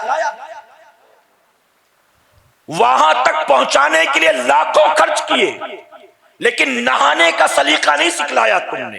وہ کون سکھائے گا؟ ویڈیو شوٹنگ والا، وہ بٹیارہ سکھائے گا، وہ کون سکھائے گا؟ بلا بتاؤ، یہ ذمہ داری ماں باپ کی نہیں ہے؟ صرف شادی کرانا ذمہ داری ہماری، صرف ہال بک کرنا ذمہ داری ہماری، صرف ویڈیو شوٹنگ والے کو بلانا ذمہ داری ہماری؟ اور دین سے دوری کا نتیجہ کیا جانتے ہو؟ چند دنوں پہلے کسی صاحب نے مجھے کال کیا، بہت توجہ سے سنیں آپ، کرامات بیان نہیں کرتا، دور آج کے موجودہ دور کی حقیقت ہے۔ کسی صاحب نے کال کیا اور مجھ سے کہا حضرت مجھے اپنے کزن کے بارے میں ایک مسئلہ پوچھنا ہے۔ میں نے کہا بتائیے۔ وہ شخص کہنے لگا کہ میری جو کزن ہے اس کا شوہر اول درجے کا شرابی۔ اب یہ مسئلہ مجھ سے کون پوچھ رہا؟ تو کوئی عیسائی تو نہیں پوچھے گا، یہودی تو نہیں، مسلمان تھا، اور جو پوچھ رہا تھا اپنے کزن کے بارے میں تو ظاہر ہے کہ کزن بھی مسلمان اور اس کا شوہر بھی مسلمان۔ اب وہ کہتا ہے وہ اول درجے کا شرابی، رات کو شراب پی کر آتا ہے، مار پیٹ کرتا ہے، گالی گلوچ کرتا ہے۔ کل رات کو کسی بات کو لے کر میاں بیوی میں انبن ہوئی، وہ بغل میں رہنے والی اپنی بہن کو بلا کر لایا غصے میں، اور بہن کو گھر لا کر اپنی بہن کی موجودگی میں میری کزن کو 8 مرتبہ طلاق دے دیا۔ 8 مرتبہ، 2 4 بھی نہیں، لوٹ سیل مچا ہوا تھا، 8 دے دیا، 8 بار۔ شریعت نے تو 3 کا حکم دیا، 1 دے یا 2 دے یا 3۔ اس نے کہا ایک ہی بار تو دینا ہے تو کیوں نہ اور دے دوں ایکسٹرا، 8 دے دیا۔ اب 8 طلاق دینے کے بعد صبح جب نشہ اترا تو بیوی کے ہاتھ پیر جوڑنے لگا کہ مجھے معاف کر دے، غلطی ہو گئی، میں نشے میں تھا۔ اور بیوی بضد ہو گئی کہ اگر تم مجھے دے دیتے تو میں کچھ نہیں بولتی، بہن کو بلا کر کیوں لائے؟ یعنی اکیلے میں دیتے تو میں شاید معاف بھی کر دیتی، بہن کو بلا کر کیوں لائے؟ اب میں معاف نہیں کروں گی۔ پورا گھر سمجھانے لگا کہ بچوں کا کیا ہوگا، تیرا کیا ہوگا، یہ تو پاگل ہے، اس کو چھوڑ، اس کا کیا ہوگا، معاف کر دے۔ جب وہ لڑکی ماننے کو تیار نہیں تھی، اب وہ شخص مجھ سے کہتا ہے کہ پھر اس کی ساس نے کہا کہ تو اپنی بہو سے کہ تو کیوں خامخواہ کی ضد کرتی ہے، کوئی پہلی بار طلاق تھوڑی نہ دیا، ایسا تو کئی بار پہلے بھی بول چکا ہے نا، ایسا تو پہلے بھی کئی بار بول چکا ہے۔ اب وہ شخص مجھ سے پوچھتا ہے کہ حضرت مجھے بتائیں کہ طلاق ہوئی کہ نہیں؟ میں نے کہا کل رات کی بات تو بعد میں کریں گے، اس کی ساس نے جو کہا تو ساس کے کہنے سے پتا چلتا ہے کہ یہ روز کا کام ہے ان کا۔ تو اگر یہ روز کا کام ہے تو جب پہلی بار اس نے طلاق دیا تھا، طلاق تو اسی دن پڑ گئی تھی، طلاق تو اسی دن پڑ گئی۔ اب اس کے بعد جب تک وہ ایک دوسرے کے ساتھ رہے وہ سارا کا سارا حرام میں شمار ہے، اور اگر اسی دوران بچے پیدا ہوئے تو بچے بھی سارے غیر حلالی ہوں۔ 3 بچے بھی تھے۔ اب پتہ نہیں طلاق کے بعد والے کتنے، پہلے والے کتنے، اللہ بہتر جانے۔ اس لیے کبھی کبھی کہتا ہوں میرے بھائی، ہماری سوسائٹی میں یہ دین سے دوری کی بنیاد، ارے کتنے میاں بیوی ہوں گے جن کی طلاق ہو چکی ہوگی اور ان کو خود کو بھی پتہ نہیں ہوگا کہ ہم میاں بیوی ہیں کہ طلاق ہو چکی ہے۔ اور یہی وجہ ہے آج پریشانیاں، مصیبتیں، ذلتیں، یہ ساری چیزیں یہی وجہ ہے۔ آدمی 8 گھنٹے نہیں 10 گھنٹے محنت کرتا ہے، آدمی اوور ٹائم کر کے 14 گھنٹے کماتا ہے، آدمی نوکری سے آنے کے بعد اور محنت مزدوری کرتا ہے، پھر بھی روز روزی میں برکت نہیں ہوتی ہے تو آخر اس کی وجہ کیا ہے؟ ہمیں غور کرنا چاہیے۔ ہم دین سے جتنا زیادہ دور ہوتے چلے گئے ہیں اتنا زیادہ رسوائیوں ذلتوں کے قریب ہوتے چلے گئے۔ میرے پیارے آقا کے پیارے دیوانوں، تو حضور غوث اعظم نے 34 سال تک لوگوں کو دین سکھایا۔ ہم بھی دین کو سیکھنے کی کوشش کریں کہ انشاءاللہ۔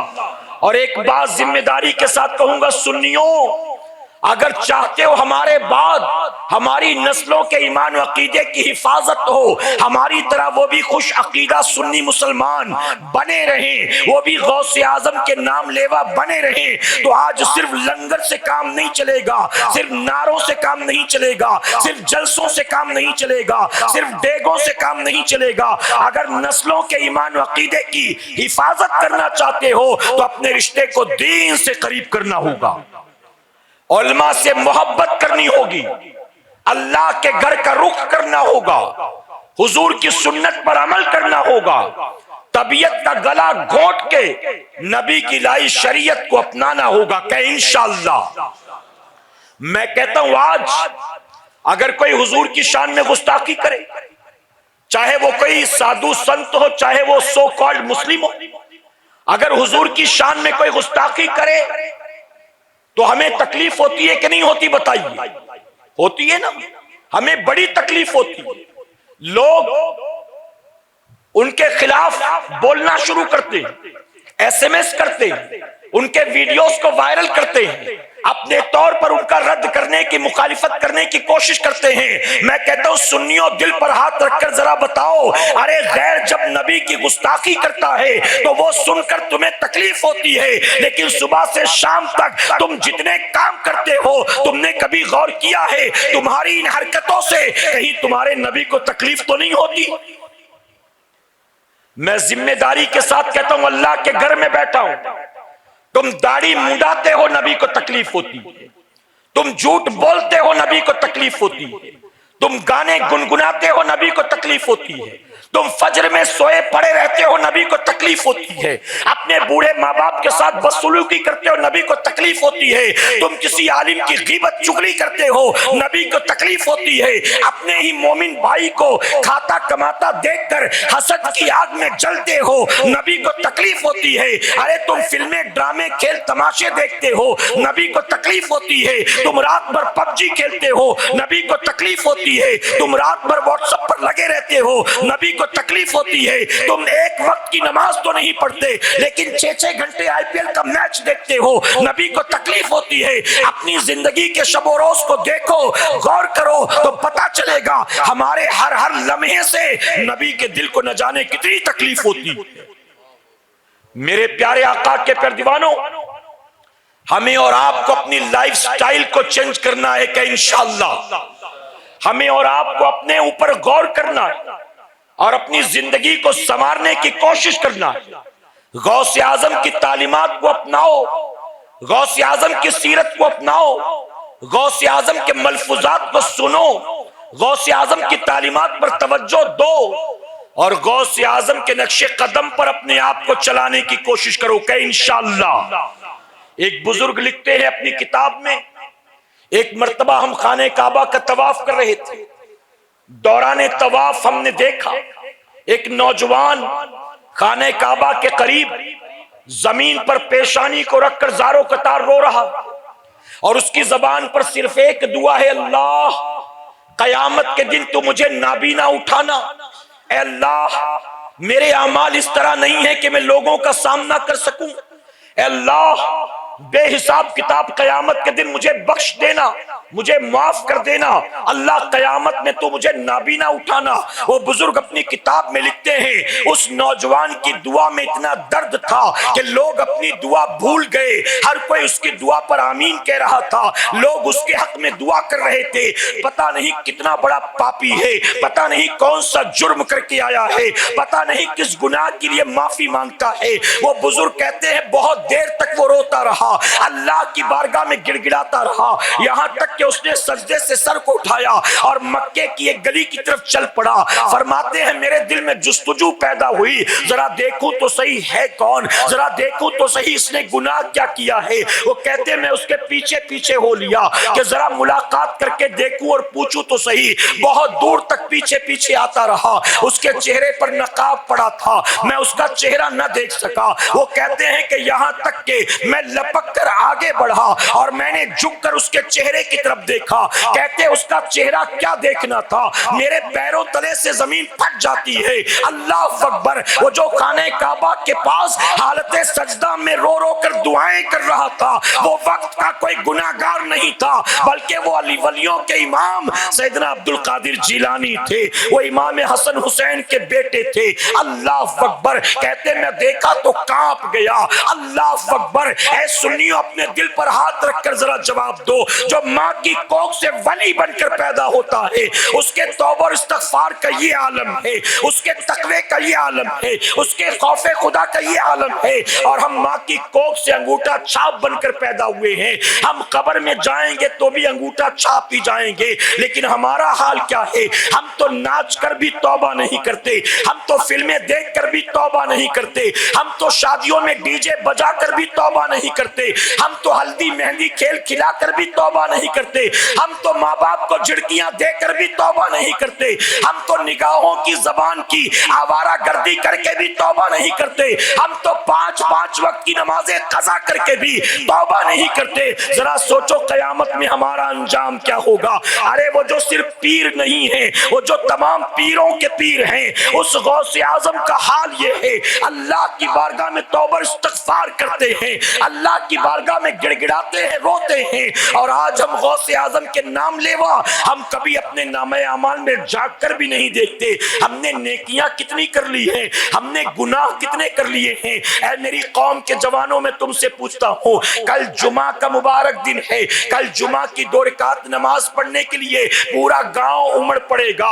آپ جہاں دیکھیں گے نمازی ہی نمازی ہوں گے، کل کے دن پوری مسجد بھر جائے گی، لیکن جمعہ کی 2 رکعت کے بعد عصر کی نماز میں کتنے پلٹ کر آئیں گے، مغرب میں کتنے آئیں گے، عشاء میں کتنے آئیں گے؟ میں آپ سے کہتا ہوں، آپ اپنی ہفتے بھر کی قضا نمازوں کو ایک ترازو کے پلڑے پر رکھیں اور جمعہ کی 2 رکعت کو دوسرے پلڑے پر رکھیں اور خود جواب دیں۔ ایک پلڑے پر آپ نے ہفتے بھر کی قضا رکھی ہے، ایک پلڑے پر آپ نے جمعہ کی 2 رکعت رکھی ہے، آپ بتائیں کہ کون سا پلڑا بھاری ہوگا؟ ہفتے بھر کی قضا والا بھاری ہوگا یا جو 2 رکعت آپ نے ہفتے میں ایک بار پڑھا ہے وہ بھاری ہوگا؟ اے سنیوں، میں آپ سے کہتا ہوں، جمعہ کی 2 رکعت پڑھنے والوں، ارے جس رب نے انگنت نعمتیں عطا کی ہیں اس کا سجدہ کرنے ہفتے میں ایک بار آتے ہو، ارے کھانا بھی ہفتے میں ایک ہی بار کیوں نہیں کھاتے؟ پانی بھی ہفتے میں ایک بار کیوں نہیں پیتے؟ چائے کافی بھی ہفتے میں ایک بار کیوں نہیں پیتے؟ کھانا پینا تو دن اور رات میں نہ جانے کتنی بار کھاتے پیتے ہو، اور پتہ نہیں کون کون سی نعمتیں کھاتے ہو، اور نعمتیں دینے والے رب کا شکر ہفتے میں ایک بار کرتے ہو۔ اے سرکار مدینہ کے پیارے دیوانوں، یہاں 2 باتیں سمجھاؤں گا میں آپ۔ ایک بزرگ فرماتے ہیں، جہاں آس پاس ایک آبادی میں، جہاں مسجد کے آس پاس مسلمانوں کے 500 گھر ہوں، کتنے گھر ہوں؟ 500۔ آپ کے گاؤں میں تو نہیں ہے، 40-50 ہوں گے میکسیمم۔ بزرگ فرماتے ہیں جس آبادی میں مسجد کے ارد گرد 500 مسلمانوں کے گھر ہوں اور نماز فجر میں 50 آدمی بھی اگر مسجد میں جمع نہ ہو تو اس آبادی کو تباہی بربادی سے کوئی نہیں بچا سکتا، تباہی بربادی سے کوئی نہیں بچا سکتا۔ اور ایک بزرگ اور فرماتے ہیں، اے مسلمانوں، اگر تم چاہتے ہو اللہ تمہیں کھویا ہوا وقار دے، اگر تم چاہتے ہو اللہ تمہیں پھر سے کھوئی ہوئی عزت عطا فرمائے، تو فرماتے ہیں اس کا ایک ہی نسخہ ہے، ایک ہی طریقہ ہے۔ جس دن مسلمانوں کی مسجد میں نماز فجر میں اتنے نمازی جمع ہو جائیں گے جتنا جمعہ اور عیدین میں ہوتے ہیں، جتنا جمعہ اور عیدین میں نمازی آتے ہیں، جس دن فجر میں اتنے نمازی آ جائیں گے، سمجھ لینا اللہ تمہیں پھر سے کھویا ہوا وقار عطا فرمائے گا، اللہ پھر سے کھوئی ہوئی عزت عطا فرمائے گا۔ وہ دن کب آئے گا؟ جب تک ہمارے یہاں لاک ڈاؤن تھا مسجدیں بند تھی، ہر کوئی فکر مند تھا کہ مال کھل گئے مسجد پتہ نہیں کب کھلے گی، دفتر کھل گئے پتہ نہیں مسجد کب کھلے گی، بازار کھل گئے سبزی ترکاری ملنے لگی مسجد پتہ نہیں کب کھلے گی۔ جب تک مسجد بند تھی بڑا فکر مند تھا، پتہ نہیں مسجد کب کھلے گی، پتہ نہیں مسجد کب کھلے گی۔ اور مسجد کھل گئی تو نہ ظہر میں آیا، نہ عصر میں آیا، نہ مغرب میں آیا، تو پتہ چلا یہ 5 وقت کے لیے پریشان نہیں تھا، یہ بندہ تو جمعہ کے لیے پریشان تھا، اور اس کو یہ ڈر تھا کہ 3 جمعہ نہیں پڑھیں گے تو اسلام سے خارج ہو جائیں گے۔ یہ اس لیے پریشان تھا کہ مسجد پتہ نہیں کب کھلے گی، کیونکہ میرا تو 8-9 جمعہ ہو چکا ہے، 8-9 جمعہ، اس لیے پریشان تھا۔ میرے پیارے آقا کے پیروانوں، اللہ کے گھر سے محبت کریں کہ انشاءاللہ اللہ کے گھر کو آباد کرو، اللہ کے دین سے محبت کرو، اپنے دین کو سیکھنے کی کوشش کرو کہ انشاءاللہ اللہ کا کوئی ولی بے پڑھا لکھا جاہل نہیں ہوتا ہے۔ ایک بار محبت سے درود شریف پڑھ لیں۔ اللہ رب محمد صلی اللہ علیہ وسلم نحن عباد محمد صلی اللہ علیہ وسلم۔ میرے پیارے آقا علیہ الصلوۃ والتسلیم کے پیروانوں، حضور اکرم صلی اللہ علیہ وسلم فرماتے ہیں، حدیث قدسی فرماتے ہیں، اللہ تبارک و تعالی جب کسی بندے کو مقام ولایت عطا کرتا ہے تو جبرائیل علیہ السلام سے فرماتا ہے، جبرائیل فلاں بندہ مجھ سے محبت کرتا ہے، میں اس سے محبت کرتا ہوں، تم بھی اس سے محبت کرو۔ کہیں سبحان اللہ، تم بھی اس سے محبت کرو۔ آگے آقا فرماتے ہیں، رب فرماتا ہے، جبرائیل علیہ السلام آسمانوں پر اعلان کرتے ہیں، اے عرش کے فرشتوں، فلاں بندہ اللہ سے محبت کرتا ہے، اللہ بھی اس سے محبت کرتا ہے، میں بھی اس سے محبت کرتا ہوں، تم بھی اس سے محبت کرو۔ پھر فرمایا گیا آسمان کے تمام فرشتے اس ولی سے محبت کرنے لگتے ہیں، اور پھر اللہ اپنے اس ولی کی محبت کو ایمان والوں کے دلوں میں پیدا فرما دیتا ہے۔ آپ سمجھے نہیں شاید؟ اگر سمجھے ہیں تو یہ سبحان اللہ اتنی دھیمی سی کیوں آپ نے کہی؟ محبت سے کہیں ذرا۔ میں کیا سمجھانا چاہتا ہوں جانتے ہو؟ کئی باتیں۔ سب سے پہلی بات تو یہ ہے کہ غوث اعظم کے ذکر کی محفل زمین پر بریلویوں نے بعد میں سجایا ہے، سب سے پہلے ولیوں کا چرچا آسمانوں پر ہوتا ہے۔ اور دوسری چیز، زمین والے بعد میں ولی سے محبت کرتے ہیں، اللہ پہلے ولی سے محبت کرتا ہے، اور زمین والوں کے دل میں محبت ولی کی بعد میں پیدا ہوتی ہے، اللہ کے فرشتے ولی سے پہلے محبت کرتے ہیں۔ اور ایک آخری بات جو معلوم ہوئی وہ کیا؟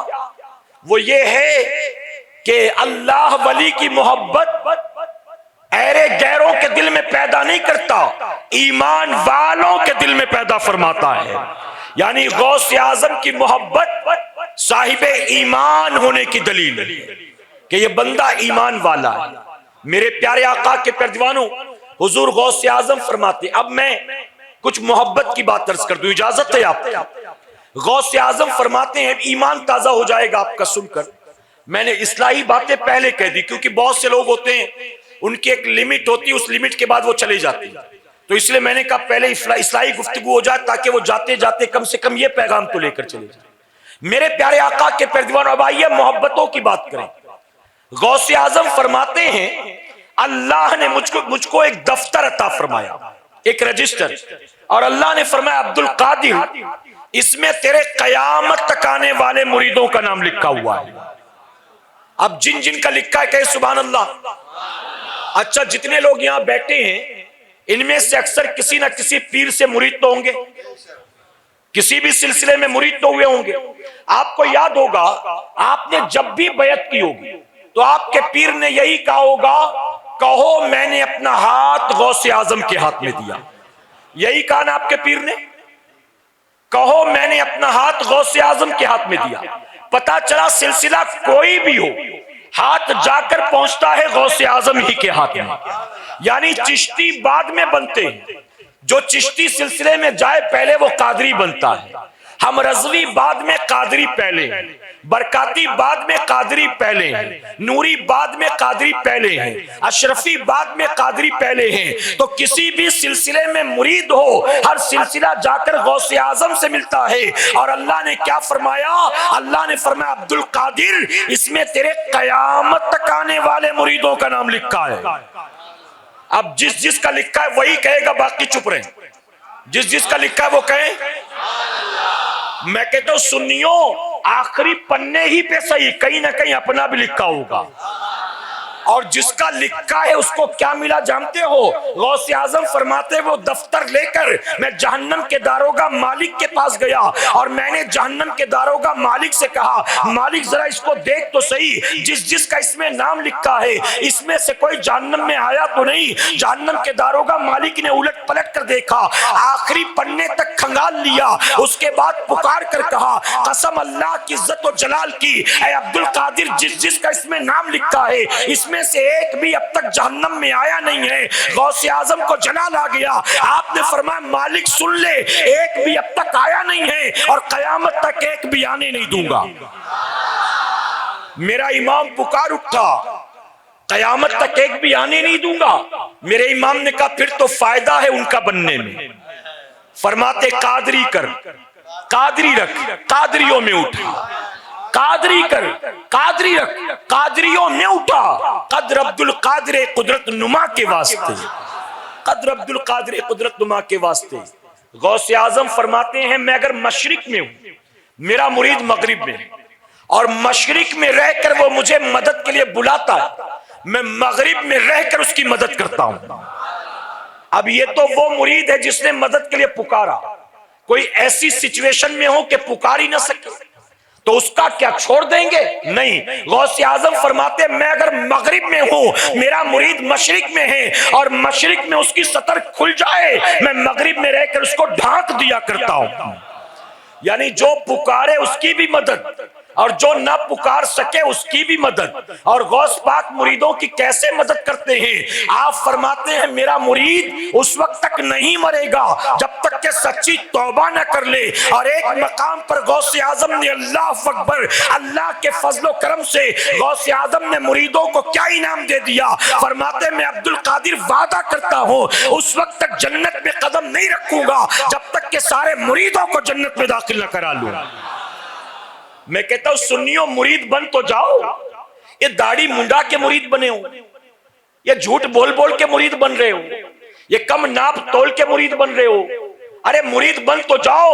غوث پاک کا وعدہ حق ہے، یقیناً وہ ہر مرید کی مدد کریں گے، لیکن سنیوں غوث پاک تو پیر ہیں، لیکن ہم بھی تو ذرا ان کے مریدوں جیسے بن جائیں، ان کے مریدوں جیسے۔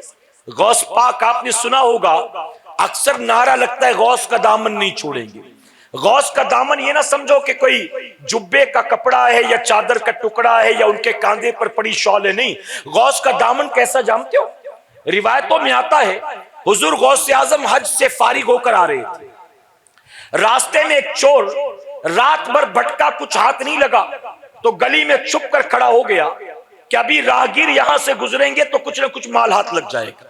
اس کی نظر پڑی سامنے سے غوث اعظم آ رہے تھے، اب وہ بغداد کا نہیں تھا، کسی اور ملک کا تھا، اس نے پہچانا نہیں، اور یہ واقعہ بھی بغداد کا نہیں ہے، کسی اور شہر کا۔ غوث پاک حج سے واپس آ رہے تھے، وہ چور کھڑا تھا انتظار میں، دیکھا کہ ایک شخص آ رہا ہے اور کاندھے پر بڑی قیمتی چادر ہے، وہ چھپ کر کھڑا ہو گیا گلی میں۔ حضور غوث اعظم اس کے قریب سے گزرے، اب جیسے ہی اس کے آگے سے گزرے اس نے پیچھے سے لپک کر، یعنی غوث اعظم کراس کر چکے تھے، پیچھے سے لپک کر آپ کی چادر کے کونے کو پکڑ لیا کہ سرک کر چادر ہاتھ میں آ جائے گی اور یہ بزرگ آگے نکل جائیں گے۔ اس نے جیسے ہی ایک کونا پکڑا تھا غوث پاک فوراً ٹھہر گئے، اب جب ٹھہرے تو چور بھی کانپ گیا، غوث اعظم اس کی طرف پلٹے، وہ ڈر گیا، گھبراہٹ میں چھوڑنا چاہتا تھا۔ غوث اعظم فرماتے اب چھوڑنا مت، اب پکڑ لیا ہے تو چھوڑنا مت۔ اس کے بعد آسمان کی طرف دیکھ کر عرض کرتے اے اللہ جس نے پکڑا ہے اس کو نہ دیکھ، جس کے دامن کو پکڑا ہے اس کو دیکھ لے۔ مولا پکڑنے والا تو گنہگار ہے لیکن جس کا دامن پکڑا ہے وہ تو تیرا فرمانبردار ہے۔ اے اللہ اب اس نے پکڑ ہی لیا ہے تو اس کو توبہ کی توفیق عطا فرما۔ فرمایا گیا کہ غوث اعظم کا یہ کہنا تھا، فوراً وہ توبہ کرتا ہے، آپ کے قدموں پر گرتا ہے، آپ اٹھا کر سینے سے لگاتے ہیں۔ رات بھر جو بھٹکا تھا چوری کرنے، غوث اعظم کی دعا کی برکت سے اللہ نے اس کو وقت کا ولی بنا دیا ہے۔ میں کہتا ہوں سنیوں ہم نے کیسا پکڑا؟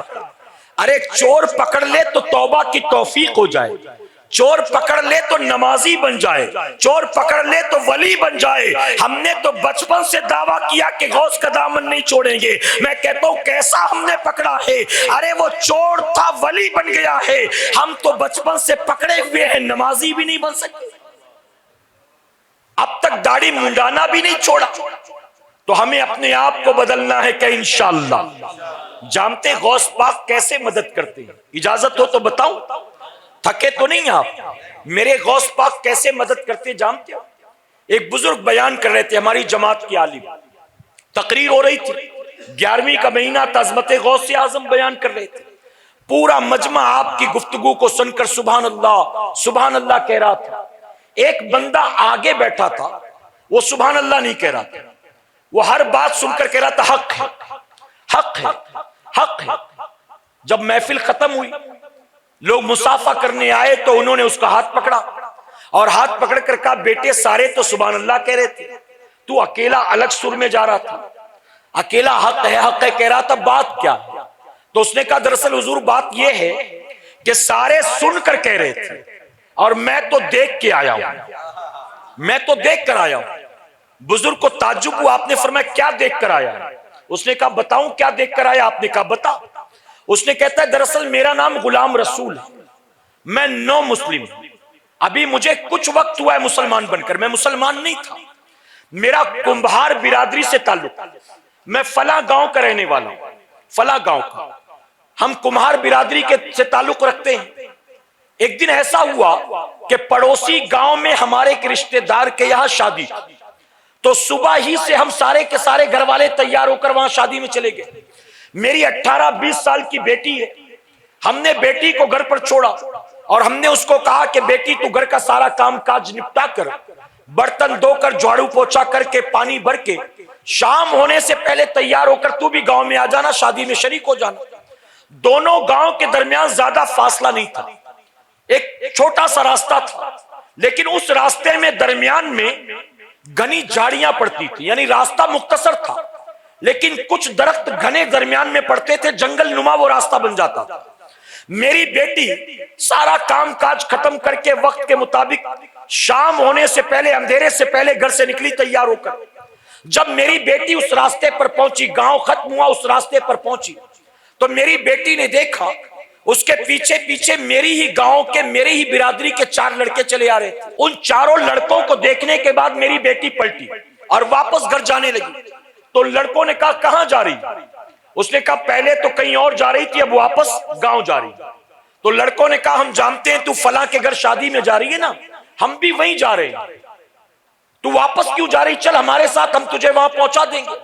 تو غلام رسول کہتا ہے کہ میری بیٹی نے کہا نہیں مجھے ڈر لگ رہا ہے اس لیے میں واپس جا رہی ہوں۔ تو لڑکوں نے کہا ڈرتی کیوں ہے؟ کیا ہمیں پہچانتی نہیں؟ ہم تیرے گاؤں کے، تیرے پڑوسی، تیری برادری کے، ہم سے ڈرتی کیوں؟ اس نے کہا میں تمہیں جانتی بھی ہوں، پہچانتی بھی ہوں، لیکن مجھے تمہیں سے ڈر لگ رہا ہے اس لیے میں جا رہی ہوں۔ تو لڑکوں نے کہا کہ ڈرنے کی کوئی ضرورت نہیں ہے، ہم تجھے فلاں بھگوان کی ضمانت دیتے ہیں، ہم فلاں کو ضامن رکھتے ہیں، ہم تجھے حفاظت کے ساتھ تیرے ماں باپ تک پہنچائیں گے۔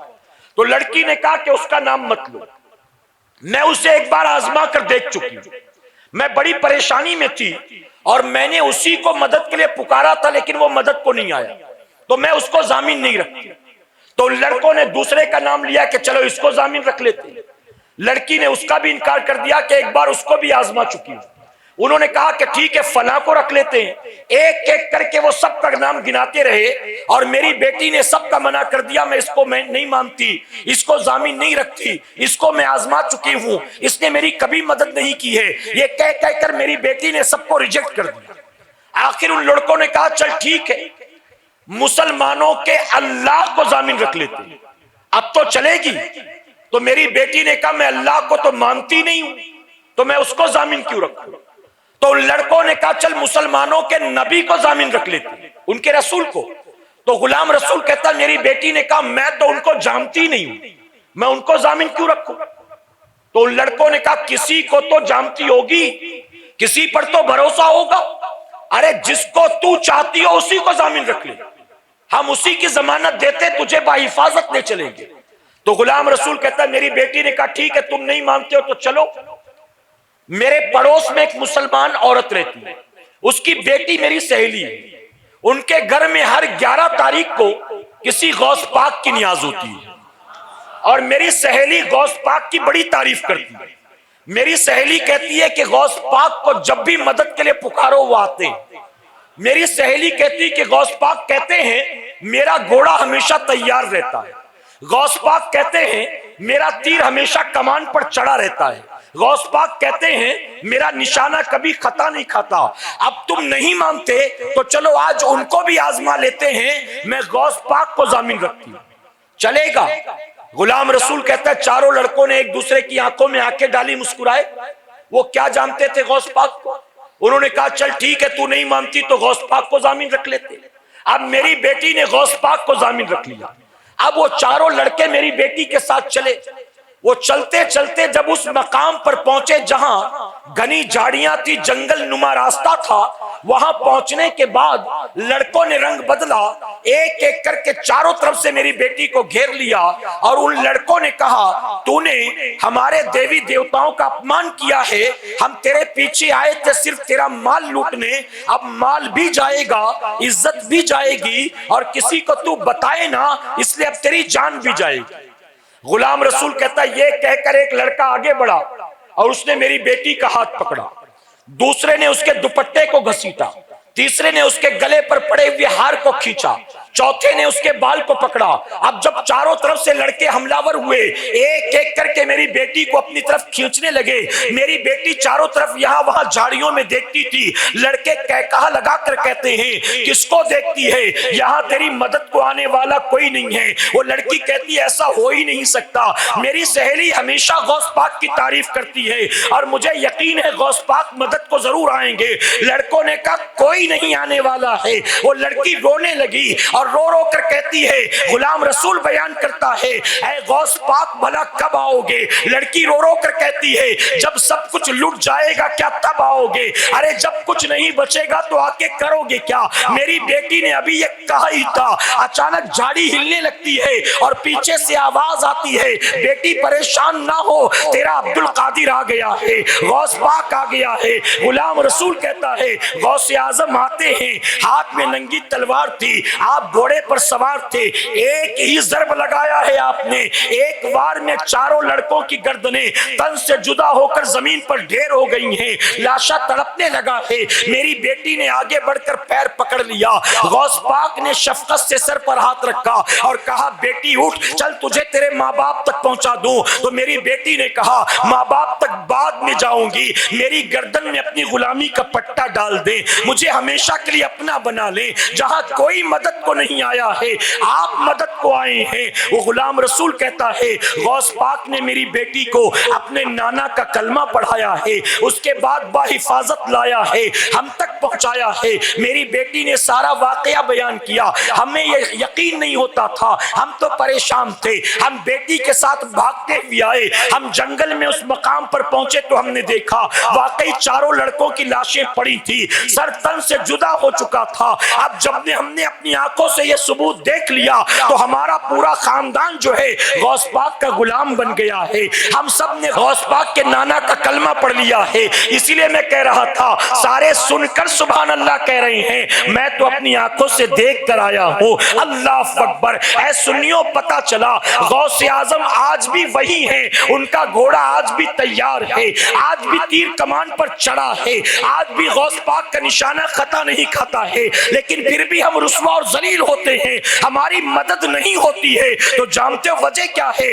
غوث پاک کمزور نہیں ہوئے ہیں، بلکہ غوث پاک سے ہماری محبت کمزور ہو گئی ہے، ہمارا ایمان کمزور ہو گیا ہے، ہمارے رشتے کمزور ہو گئے ہیں۔ اگر رشتوں کو پھر سے مضبوط کر لیں، اگر غوث پاک کی محبت کو محض چند رسموں تک باقی نہ رکھیں، ہم سچی پکی محبت دل میں پیدا کر دے، تو میں یقین کے ساتھ کہتا ہوں ارے غیر کے پکارنے پر جو غوث اعظم مدد کو آتے ہیں، ہماری پکار پر بھی وہ غوث اعظم ضرور آئیں گے۔ کوئی ہمارے خلاف زبان نہیں کھول سکتا، کوئی قرآن و صاحب قرآن پر زبان دراز نہیں کرتا، بس صرف ضرورت اس بات کی ہے ہم اور آپ اپنے آپ کو بدلنے کی کوشش کریں، اپنے رشتے کو دین سے مضبوط کر لیں، اپنی مسجدوں سے محبت کرنا شروع کر دیں، اللہ رسول کے دین سے پیار کرنا شروع کر دیں، اپنی طبیعت کے مقابلے میں نبی کی شریعت کو اہمیت دینا شروع کر دیں۔ بتائیے کریں گے انشاءاللہ؟ اب آخری بات عرض کروں گا، اجازت ہے آپ کی؟ میرے پیارے آقا کے پیارے دیوانوں، جب ہم اس گاؤں میں انٹر ہوئے، پہلی مرتبہ اس گاؤں میں آنا ہوا، تو گاؤں میں آتے ہی اللہ کے گھر پر نظر پڑی تو سب کے چہرے کھل گئے کہ گلی کوچوں سے ہو کر آ رہے تھے، اوبڑ کھابڑ راستوں سے ہو کر آ رہے تھے، کہیں اندھیرا تھا کہیں لائٹ جل رہی تھی، ایسے راستوں سے ہو کر آئے، اور یہاں آنے کے بعد پہنچے تو دیکھا اللہ کا اتنا خوبصورت گھر موجود، خوبصورت۔ لیکن یاد رکھنا سنیوں، اللہ کے گھر کی رونق رنگ روغن سے نہیں ہوتی، کشمیر کے کارپیٹ سے نہیں ہوتی، اونچے اونچے مینار یا لمبے چوڑے گنبد سے نہیں ہوتی، اللہ کے گھر کی اصل رونق اللہ کے سجدوں سے ہوا کرتی ہے۔ اگر آپ نے لاکھوں خرچ کر کے اللہ کے گھر کو تعمیر کر لیا اور آپ اس کو صبح شام آباد نہیں کرتے، تو سنو میرے نبی نے کیا فرمایا؟ میرے آقا صلی اللہ علیہ وسلم فرماتے ہیں وہ لوگ جو مسجدوں کو آباد نہیں کرتے ہیں، مسجدیں اللہ کی بارگاہ میں ان کے لیے بددعا کرتی ہیں اور یوں کہتی ہیں اللہ جنہوں نے ہم کو ویران کیا ہے وہ کبھی آباد نہ ہو سکے۔ اور جو آباد کرتے ہیں صبح شام، میرے نبی نے فرمایا جو صبح شام اللہ کے گھر کو آباد کرتے ہیں، اللہ کا گھر یعنی مسجدیں دعائیں کرتی ہیں، اے اللہ جنہوں نے ہمیں آباد کیا ہے تو انہیں ہمیشہ آباد رکھنا۔ اس لیے شاعر مشرق ڈاکٹر اقبال نے کہا تھا، یہ مسجد دیکھ کر مجھے یہ کہنا پڑ رہا ہے مجبوراً، مسجد تو بنا لی شب بھر میں ایما کی حرارت والوں نے، مسجد تو بنا لی شب بھر میں ایما کی حرارت والوں نے، من برسوں پرانا پاپی تھا مر کر بھی نمازی بن نہ سکا۔ من برسوں پرانا، مسجد تو بڑی شاندار ہے، یہ جھومر دیکھیں کتنے کا ہوگا، مینار دیکھیں ابھی گنبد کا کام باقی، یہ رونق دیکھیں، یہ کارپیٹ دیکھیں، یہ لائٹیں دیکھیں، یہ خوبصورتی دیکھیں، یہ نقش و نگار دیکھیں، کتنا آپ نے خرچ کیا، لیکن اگر نماز نہیں پڑھتے تو بتائیے اس کا کوئی فائدہ ہے؟ اس کا کوئی فائدہ؟ میرے پیارے آقا کے پیارے دیوانوں، یہ جھومر لٹکانا فرض نہیں تھا، 4 گاؤں سے زیادہ اونچا مینار بنانا فرض نہیں تھا، سب سے زیادہ لمبا چوڑا گنبد بنانا فرض نہیں تھا، اللہ کے گھر کو دن اور رات میں 5 وقت آباد کرنا فرض تھا، نماز فرض تھی، سجدے فرض تھے، یہ سب کیا، وہ نہیں کیا، تو میں معذرت کے ساتھ کہوں گا یہ سب کرنا بھی قیامت میں فائدے مند ثابت نہیں ہوگا۔ اللہ کے گھر سے محبت کرو کہ انشاءاللہ اللہ کے گھر کو آباد کرو، نمازوں کی پابندی کرو۔ اور جانتے ہو سنیوں، آج جو لوگ ریسیشن کا رونا روتے ہیں، آج جو جی ایس ٹی کا رونا روتے ہیں، آج جو نوٹ بندی کا رونا روتے ہیں، آج جو پیٹرول ڈیزل کی مہنگائی کا رونا روتے ہیں، آج جو لوگ کہتے ہیں کہ پہلے جیسی اب کاروبار میں بات نہیں رہی، اب دھندے پانی میں مزہ نہیں رہا، جو لوگ یہ شکایتیں کرتے پھرتے ہیں، میں کہتا ہوں سنیوں، ارے پوری دنیا میں ریسیشن آئے، نوٹ بندی 10-20 سال میں ایک بار نہیں، گورنمنٹ ہر سال کرنا چاہے تو کرتی رہے، پوری دنیا میں پیٹرول ڈیزل کی مہنگائی آئے تو آتی رہے، پوری دنیا میں بے روزگاری بڑھے تو بڑھتی رہے، تمہیں پریشان ہونے کی ضرورت نہیں ہے۔ اللہ کے نبی نے 1450 سال پہلے تمہیں روزی میں برکت کا نسخہ عطا کر دیا ہے، اور وہ جانتے ہو کیا ہے؟ آقا نے فرمایا جو خود نماز کا پابند ہوگا اور بیوی بچوں کو نماز کی تاکید کرے گا، اللہ اس جگہ سے اس کو روزی روزی دے گا جہاں اس کا گمان بھی نہیں جاتا. تم سوچ بھی نہیں سکتے اللہ وہاں سے روزی عطا کرے گا. تم عمل کرو تو صحیح, کرو گے انشاءاللہ. ایک مقام پر میرے نبی نے فرمایا, نارے گاؤں والوں میں تم سے پوچھتا ہوں, جو آس پڑوس کے گاؤں سے آئے میں ان سے پوچھتا ہوں. نبی نے اللہ کی بارگاہ میں دعا کی, اللہ اس گھر کو ہرا بھرا رکھ, اس گھر کو ہرا بھرا رکھ, اس گھر کو ہرا بھرا رکھ جس گھر میں نماز فجر میں تیرا بندہ اٹھتا ہے اور اس کے بعد اپنی بیوی کو تیرے سجدوں کے لیے جگاتا ہے. آگے آقا فرماتے, اللہ اس گھر کو ہرا بھرا رکھ, اس گھر کو ہرا بھرا رکھ, اس گھر کو ہرا بھرا رکھ جس گھر میں رات کے اندھیرے میں تیری بندی اٹھ کر تیرا سجدہ کرتی, اس کے بعد اپنے شوہر کو تیرے سجدے کے لیے جگایا کرتی. میں کہتا ہوں سنیوں, اگر تم نے اس پر عمل کرنا شروع کر دیا, خود نمازی بن جاؤ, اپنی بیوی کو نماز کے لیے اٹھاؤ, خود نمازی بن جاؤ, اپنے بیوی بچوں کو نماز کی تاکید کرو, تمہیں ہم جیسے گناہگاروں سے روزی میں برکت کی دعا کی درخواست کرنے کی کبھی ضرورت نہیں پڑے گی. تمہیں کبھی ڈھونگیوں اور جھوٹے پیر فقیروں کے پاس دعا تعویذ کے لیے جانے کی ضرورت نہیں پڑے گی. اگر تم نمازی بن گئے اور بیوی بچوں کو نماز بنا دیا, نبی کا وعدہ ہے اللہ غیب سے تمہاری روزی میں برکت عطا کرے گا. عمل کر کے دیکھو تو صحیح کہ انشاءاللہ. غوث پاک کی بارگاہ میں مرید آیا تھا, اس نے کہا محنت میں کوئی کمی نہیں لیکن روزی میں برکت نہیں ہو رہی. سنا ہوگا نا آپ نے, غوث اعظم نے تعویذ دیا تھا, آپ نے کیا کہا تھا, مرغا جا لے کر آ. آپ نے فرمایا زعفران لا تعویذ لکھ کر دوں. غوث پاک نے کیا 1100 روپے جمع کرا دے, اتارا کرنا پڑے گا؟ نہیں. غوث پاک جو پیر نہیں, پیروں کے پیر ہیں, پیرانے پیر ہیں. جب مرید نے کہا کہ کماتا بہت ہوں, روزی میں برکت نہیں ہوتی ہے, آپ نے کیا فرمایا تھا؟ تاریخ نے اپنے سینے پر نقل کر لیا ہے قیامت تک کے لیے. غوث اعظم نے فرمایا نماز کی پابندی کر. سنا ہوگا آپ نے, اس نے کہا الحمدللہ نمازی ہوں. غوث پاک نے کہا بیوی بچوں کو نماز کی تاکید کر. مرید نے کہا الحمدللہ بیوی بچے بھی نمازی. تو غوث اعظم نے تیسری چیز کیا فرمائی؟ آپ نے فرمایا گھر کے دروازے پر جا کے پردہ لگا دے. زیادہ طول نہ دیتے ہوئے مختصر سمجھانے کے لیے فرماتے گھر کے دروازے پر پردہ لگا دے. پردہ لگا کر چند دنوں کے بعد آیا. پہلے آیا تو پریشان تھا, اب آیا تو غوث اعظم کے لیے ہدیہ لے کر آیا تھا, تحفہ. آپ نے فرمایا اب کیا حال ہے؟ عرض کرتا ہے حضور کام تو ابھی بھی وہی کرتا ہوں, اتنی دیر ہی کرتا ہوں, لیکن اب اللہ نے بہت برکت عطا فرمایا ہے. کوئی جاب چینج نہیں کیا, ٹائم نہیں بڑھایا, نئے کام پر نہیں گیا, وہی کر رہا ہوں. اب اللہ نے بہت برکت دی. آپ نے دعا کی, دعا دی, اللہ کبھی کسی کا محتاج نہ بنائے, اللہ اور برکت دے. دعا دی. اب مرید جانے لگا تو کہتا ہے حضور ایک بات بتا دیں جو سمجھ میں نہیں آئی, روزی میں برکت کا دروازے کے پردے سے کیا تعلق ہے؟ آپ فرماتے ہیں تو نمازی ہے, تیرے بیوی بچے نمازی ہیں, اللہ تیرے گھر برکت اتارتا تھا, لیکن آنے جانے والے بے نمازیوں کی نظر تیرے گھر کے اندر پڑتی تھی. ان کی نگاہوں کی نحوست کی وجہ سے اللہ تیرے گھر سے برکت اٹھا لیتا تھا. اب تو نے پردہ لگا دیا, بے نمازی کی نظر نہیں پڑتی, اس لیے اللہ تیرے گھر میں برکت نازل کرتا ہے.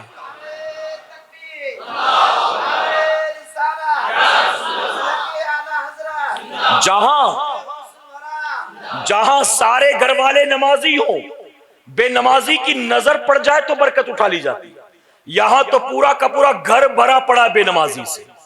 بتائیے ہے کہ نہیں؟ 68 سال کا بوڑھا باپ اگر نمازی ہے بھی تو 3 بیٹے, ان کی بہویں, یہ سارے کے سارے بے نمازی. بیوی بھی بے نمازی, 2 بیٹیاں بھی بے نمازی. ارے 68 سال کا بوڑھا سجدے کر کر کے برکت کھینچ کے لاتا بھی ہے تو گھر میں 9 آدمی نحوست کے لیے پہلے ہی بیٹھے ہوئے. کہاں برکت ہوگی؟ کہاں؟ گھر میں بوڑھی عورت نمازی ہے بھی 60 سال کی تو باقی گھر کے سارے افراد بے نمازی ہیں، برکت ہوگی گھر میں؟ ارے بے نمازی کی نظر پڑ جائے تو غوث پاک فرماتے برکت اٹھا لی جاتی ہے۔ جس گھر میں بے نمازی رہتے ہیں، جس گلیوں میں بے نمازی رہتے ہیں، جو پورا محلہ بے نمازی سے برا پڑا ہے، وہاں برکت کا نزول ہوگا۔ میں کہتا ہوں سنیوں نمازی بن جاؤ کہ انشاءاللہ آئی پی ایل کا میچ دیکھنے کے لیے ٹائم ہے، ظہر کی نماز کے لیے ٹائم نہیں ہے۔ میں حیدرآباد گیا، وہاں لوگوں نے کہا یہاں تو لوگوں نے سٹے میں بھی پیسہ لگانا شروع کر دیا ہے۔ لاک ڈاؤن سے پریشان ہو کر، کام دھندے سے پریشان ہو کر شارٹ کٹ نکالا، اب تو یہ سٹا کھیلنے لگے، کرکٹ کے میچ پر سٹا لگاتے ہیں، یہ سوچ کر کہ 4 پیسے آئیں گے۔ 4 پیسے، میں نے کہا یہ 4 پیسے آ تو رہے ہیں، لیکن تو نے کسی عالم سے جا کر پوچھا یہ حرام کے ہیں کہ حلال کے؟ ارے یہ لقمہ حرام ہے، اور نبی نے فرما دیا حرام کا ایک لقمہ صبح شام تو درکنار، اگر ایک لقمہ حلق کے نیچے اتر جائے، آقا فرماتی اللہ 40 دن تک اس کی عبادت کو قبول نہیں کرتا۔ ہفتے میں ایک بار جمعہ کی 2 رکعت پڑھنے والے اگر حرام لقمے کھاتا ہے تو تیری یہ 2 بھی تیرے منہ پر ماری جائے گی، وہ بھی اللہ کی بارگاہ میں مقبول نہیں ہے۔ قبول ہوگی؟ تو میرے پیارے آقا کے پردوانوں، آج اس جشن غوث الورا کی محفل سے یہ پیغام لے کر جائیں کہ غوث اعظم کی تعلیمات کو اپنائیں، کہ انشاءاللہ غوث اعظم کی سیرت، ان کے راستے پر اپنے آپ کو چلانے کی کوشش کریں۔ اللہ اپنے محبوب پاک کے صدقے ہمیں آپ کو سب کو کہنے سننے سے زیادہ عمل کرنے کی توفیق عطا فرمائے۔ درمیان گفتگو مجھ سے جانے انجانے میں کوئی غلطی خامی رہ گئی، آپ سب کو گواہ بنا کر سچے دل سے توبہ کرتا ہوں، رب میری توبہ قبول فرمائے، اور ہماری آج کی محفل پاک کو میرا کریم قیامت میں ہمارے لیے، ہمارے والدین کے لیے بخشش اور نجات کا ذریعہ بنائے۔ وما علینا الا البلاغ۔